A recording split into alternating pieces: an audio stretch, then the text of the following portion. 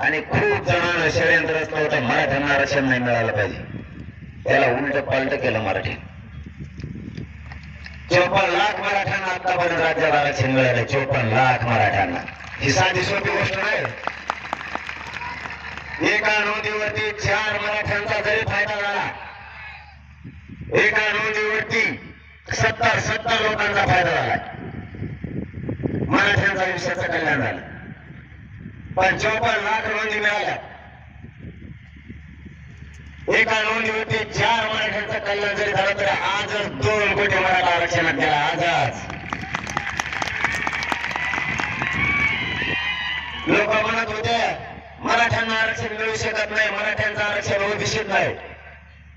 वरच घ्या, वरच कोणचं घेतो? वरचं द्यानं, खालचं द्यानं, कोणचं द्यानं, मराठी असे लटकून ठेवले. मग आपण आरोळी ठोकले मराठ्यांनी, पाहिजे तो ओबीसीतच पाहिजे. आणि तेवढं एकच आहे आरक्षणाच्या विरोधात बोलते येवल्याचे एअरपोर्ट. त्याचा असा फुकटा केला ना मी, त्याला आता सोडितच नाही मी सध्या. काल काहीतरी बरोबर म्हणते आहे ना. पण ते आता कागद वाचायला लागला. कागद वाचून सांगतो त्याला. एक दिवस लोकांनी भजे करून टाकलेले कागदच खायला लागेल तरच बसत नाही.